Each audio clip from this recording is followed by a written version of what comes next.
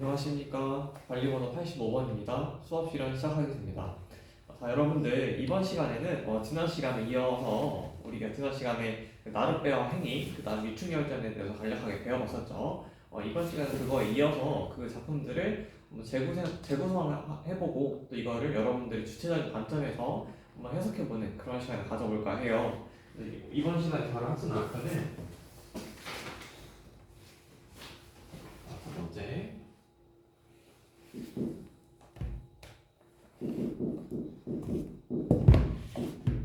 시를 읽고 다양한 시각에서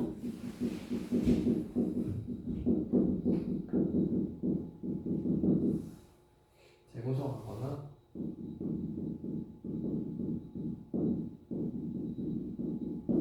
혹은 주체적인 관점에서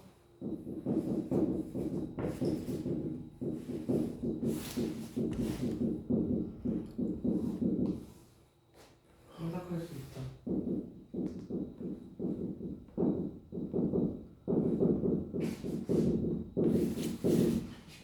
두 번째, 소설을 읽고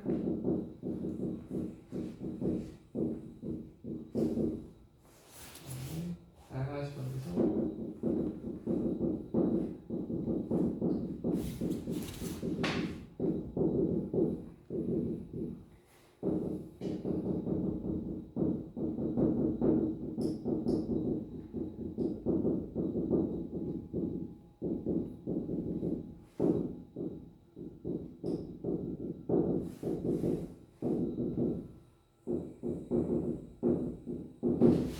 두 가지의 학습 목표를 다뤄볼까 합니다. 네, 일단 우리가 지난 시간에 한영훈의 나룻배와 행인, 그 다음에 유충열전이라고 하는 각각의 작품에 대해서 대략적인 어떤 시적 상황이나 화자의 정서, 그리고 줄거리 등등에 대해서 다양하게 다뤄봤으니까요. 이번 시간에는 지난 시간에 배운 내용을 바탕으로 해서 첫 번째로 해볼 거는 나룻배와 행인부터 한번 다시 다뤄볼까 해요. 우리가 지난 시간에 이거에 대해서 이 시가 어떤 상황이었는지 혹시 기억나는 친구가 있을까요? 네, 우리 가람이. 그쵸. 약간은 좀 기다리는 상황이었죠. 화자가 당신이라고 하는 사람을 기다리고 있는 그런 시적 상황. 네, 그런 상황 속에서 이러한 시적 화자는 계속해서 기다리고자 하는 그런 열렬한 의지를 보이고 있는 그런 시였어요. 네. 그런 시 속에서 이번 시간엔 이 시에서 특히 내가 이 나라고 하는 시적 화자가 기다리고 있는 그 당신이라고 하는 그 사람에 대해서 사람일지 어떤 구체적인 사물일지는 모르겠지만 그 당신이라고 하는 존재에 대해서 한번 탐구해보는 시간을 가져볼까 해요. 첫 번째,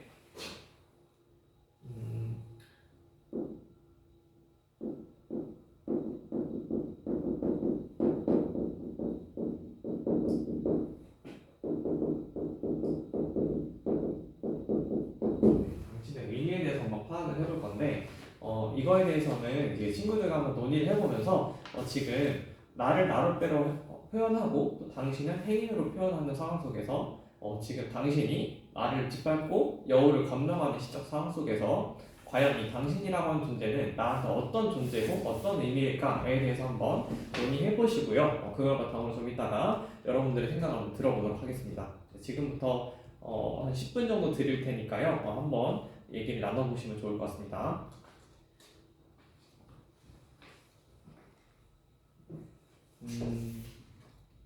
아, 여기서는 그쵸. 아무래도 당신을 기다리면서 날마다 늙어간다는 게 맞아요. 아무래도 내가 좀 열렬히 사랑했던 그런 사람인 것 같아요. 그쵸? 맞아. 잘 해석해 주었네요.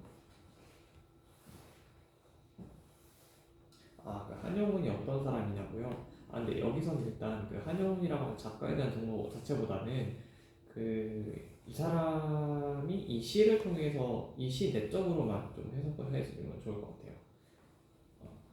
그 선생님 좀 돌아보니까 여러분들이 그 작가에 대한 정보를 조금 궁금해하는 친구들이 있는데 일단은 이번 시간에는 이 작가에 대한 정보나 작가 맥락을 바탕으로 해석하는 것보다는 이 시 자체에서만 여러분들이 드러나는 걸 좀 위주로 해석을 해주면 좋을 것 같습니다.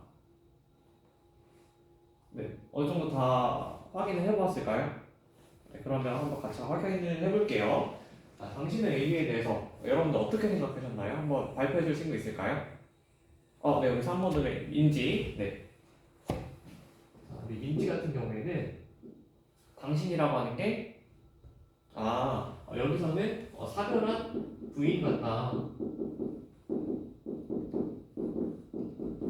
왜 그렇게 생각하나요? 당신이 완전 떠나갔는데 지금 돌아오고 있지 않는 상황.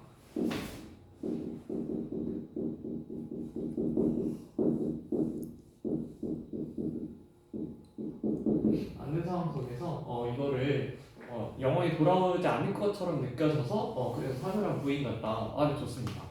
그렇다면 또 다르게 생각하는 친구들이 있을까요? 우리 오모듬의 주호.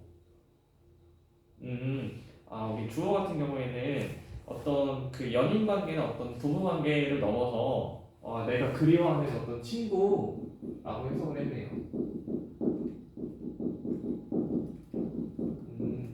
친구인데 구체적으로 어떤 친구인지 좀 설명을 해줄 수 있을까요? 어딘가로 멀리 떨어져가지고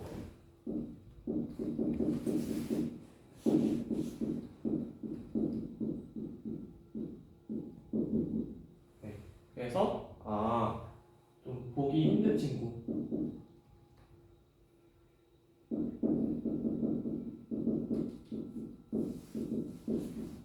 친구인 것 같다. 네, 좋은 이별을 잘 제시해주었습니다.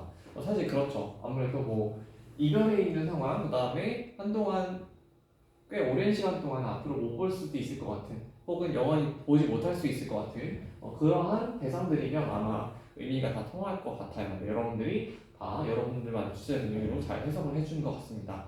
그렇다면 여기서 당신에 대해서 여러분들이 한번 감상을 나눠봤으니까, 그렇다면 이런 당신의 의미를 바탕으로 생각을 했을 때 이 시가 표현하고 있는 궁극적인 주제가 있을 것 같아요. 주제에 대해서도 한번 여러분들이 이렇게 친구들과 한번 토의를 해보면 좋을 것 같아서 이것도 마찬가지로 한 시간을 10분 정도 드릴 테니까요. 옆에 있는 모든 분들과 한번 토의해보면서 이러한 당신의 의미를 바탕으로 했을 때 이 시의 주제는 궁극적으로 표현하고 있는 주제는 무엇일까에 대해서 한번 얘기해보면 좋을 것 같습니다. 지금부터 해볼게요.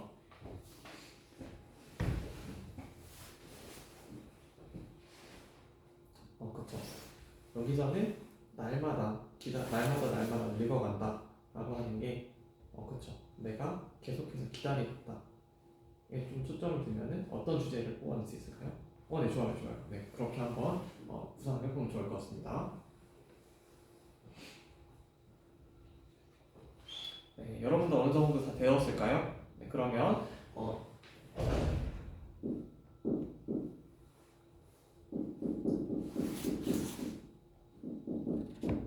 주제를 같이 한번 파악을 해봅시다. 여러분들이 생각한 주제는 뭐였나요?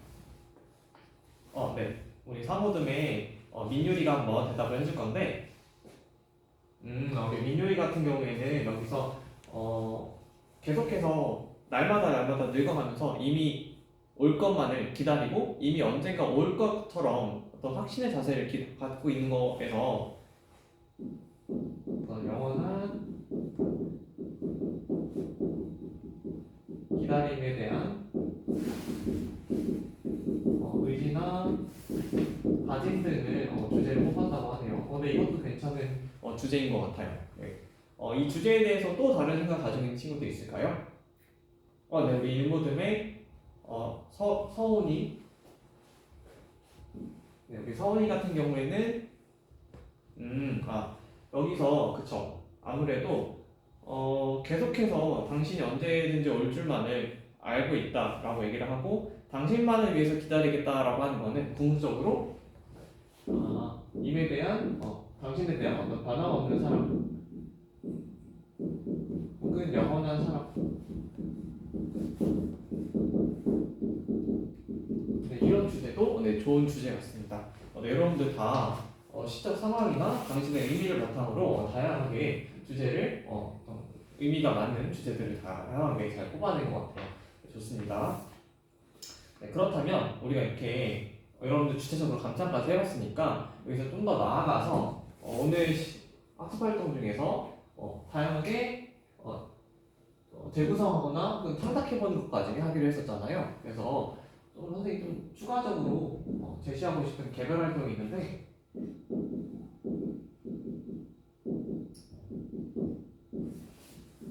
자, 여러분들 여기서 나가 누구였죠?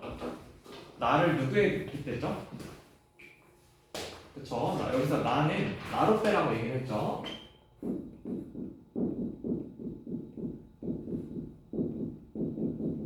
그리고 당신은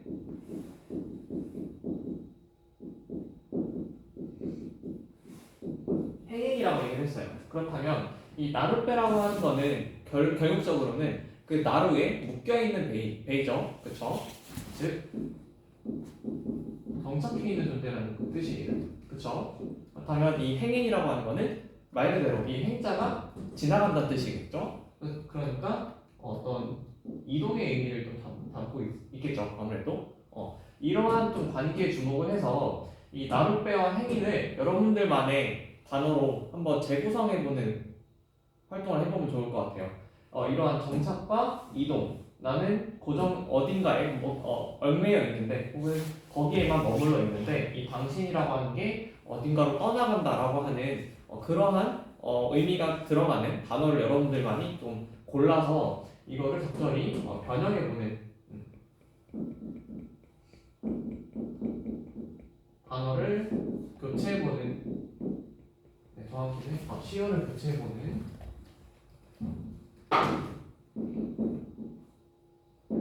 활동을 해보시면 좋을 것 같습니다. 네, 이거는 조금 시간이 걸릴 것 같으니까요. 한 15분 정도 드릴게요. 네, 15분 동안 한번 해보십시다. 네, 여러분들 얘기를 들어보니까 다양한 얘기들을 잘 해줘서 되게 감명 깊네요. 그러고 그렇다면 우리가 시에서는 이렇게까지 다양한 활동을 해봤으니까 이제 시에서만 해볼 수 없겠죠. 이번에는 소설에서 한번 확인을 해볼까 해요. 자, 그러면 우리 유충열전에 대해서 대략적으로 한번 배웠으니까 그 중에서 특히 우리가 이 유충열전에서 다양하게 논의되고 있는 중요한 학습 요소 중에 하나가 이 전기적 요소라고 하는 게 있어요. 전기적 요소.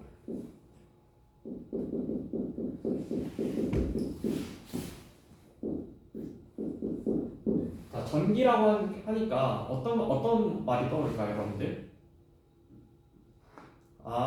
우리 하영이 같은 경우에는 전기하니까 약간 그 인물의 전기? 약간 그런 말이 떠오르나 봐요. 물론 그런 책들도 우리가 전기라고 얘기를 하긴 하는데 어떤 위대한 위인이나 그런 사람들의 일생을 담은 전기. 하지만 여기서의 전기라고 하는 건 그런 의미가 아니라 사실상은 어떤 기이한 일을 얘기를 하는 걸 말해요.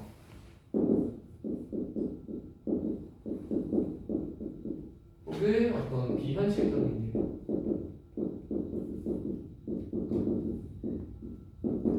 예를 들면 이런 거예요. 이 유충열전이 우리가 영웅소설이라고 했잖아요.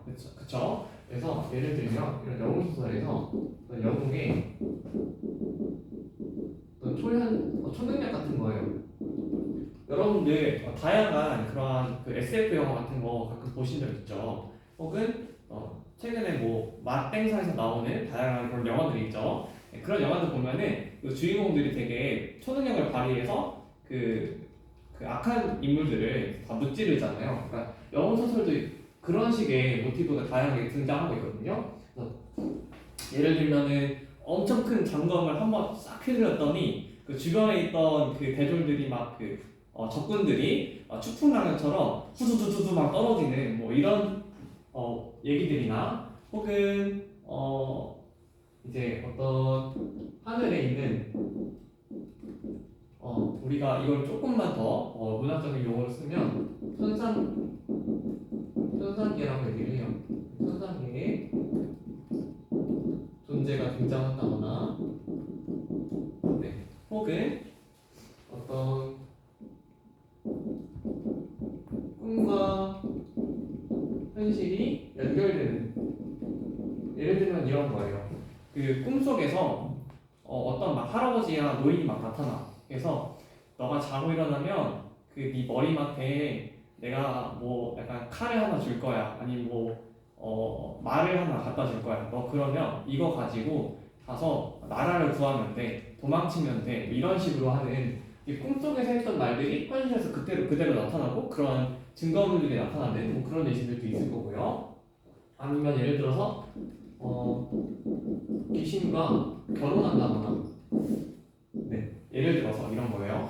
그 내가 뭐 내 와이프가 있는데 내 아내가 있는데 그 아내가 예기치 못한 일로 죽었는데 그 내 아내를 너무 사모한 나머지 그 아내가 어느 날 갑자기 환생을 한 거예요. 귀신 환생해가지고 그 귀신과 또 밤마다 약간 계속 만날 수 있게 되는 그런 계기가 보여되는 그런 모티프도 있어요. 그래서 이런 다양한 요소들을 우리가 전기적 요소라고 해요. 그래서 이런 전기적 요소가 사실 이 유충열전이라고 하는 작품 속에서 드러나 있는데, 그래서 여러분들이 지금부터 이런 여기서 드러나고 있는 전기적 요소가 무엇일지 한번 모든 분들 찾아보시고요. 그거를 바탕으로 했을 때 이런 전기적 요소가 이런 작품에서 어떤 역할을 하고 있을지, 그리고 이런 전기적 요소가 좀 여러분이 생각하기에 이 작품에서 상당하게 좀 도움이 되고 있는 요소일까 아닐까에 대해서 한번 다양하게 판단을 해보시면 좋을 것 같습니다. 그래서 지금부터 모든 분들과 한번 15분 동안 한번 토의를 해보면 좋을 것 같습니다. 방금 얘기했던 것처럼 전기적 요소가 첫 번째 무엇인지 파악해 보시고요. 다음 두 번째로는 이런 전기적 요소가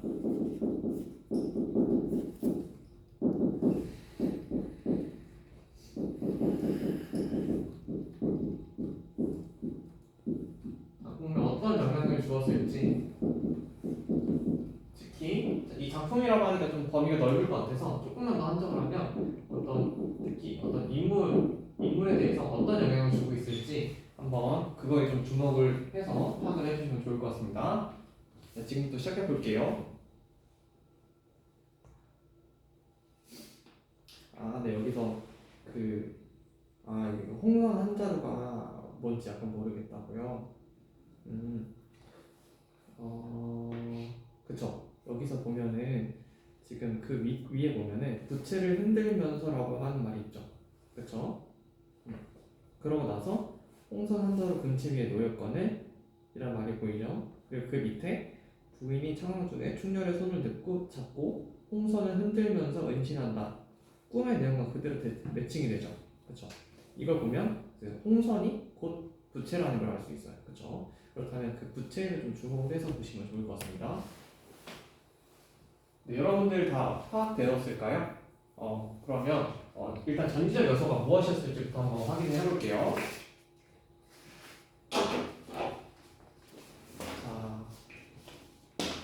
여기서 전기적 요소가 어떤 거가 드러났었죠? 네, 우리 오모둠의 민서가 얘기를 해줄게요. 그쵸. 여기서는 부채라고 하는 게 구체적으로는 그냥 단순히 부채가 아니고 꿈속에 노인이 제공한 한 부채라는 점에서 이 꿈속에서 얘기했던 게 그대로 현실에 머리맡에 놓여져 있던 이런 부채를 바탕으로 이 위기를 피해 나간 게 전기적 요소라고 할 수가 있겠죠. 네, 잘 파악을 해줬어요. 그렇다면 이런 부채라는 전기적 요소를 바탕으로 봤을 때 이게 작품에 어떤 영향을 미쳤는지 주목했을 때 여러분들이 어떻게 느꼈는지 한번 얘기를 들어볼게요. 네, 그럼 어디부터 들어볼까요? 여기 사모듬의 민석이 얘기를 들어볼게요. 우리 민석이 같은 경우에는 이런 식으로 해서 꿈과 현실이 연결되는 게 신기했다. 이것도 괜찮은 내용이네요. 네, 그렇죠. 아무래도 이런 부채를 통해서 꿈과 현실이 연결되고 있으니까 그렇게 영향을 주고 있었고 그런 지점이 사실은 일상적으로 발생하기 쉽지 않은 일들이니까 좀 신기하게 여겨졌다. 네, 좋습니다. 네, 또 다른 의견 있을까요? 우리 오모둠의 저기 서영이가 얘기를 해줄 건데, 그쵸. 아무래도 여기서는 그 영문 소설인데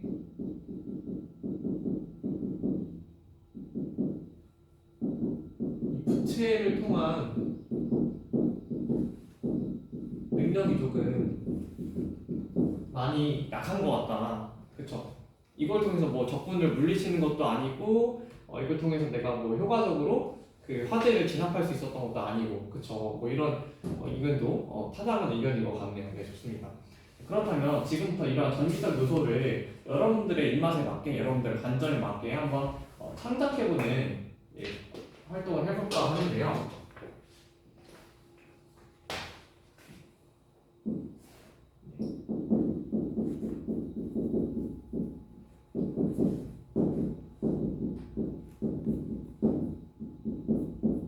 네, 지금 여기서는 이 부채라고 하는 얘기가 나왔잖아요.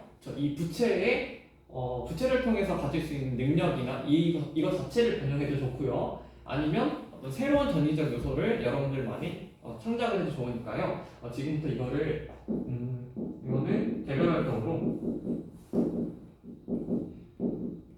진행을 할 거고요. 한 10분 정도 드릴 테니까요. 각각의 여러분들이 생각하기에 여기서 어떤 전기적 요소를 추가를 하면 좋을지 한번 고민을 해보시면 좋을 것 같습니다.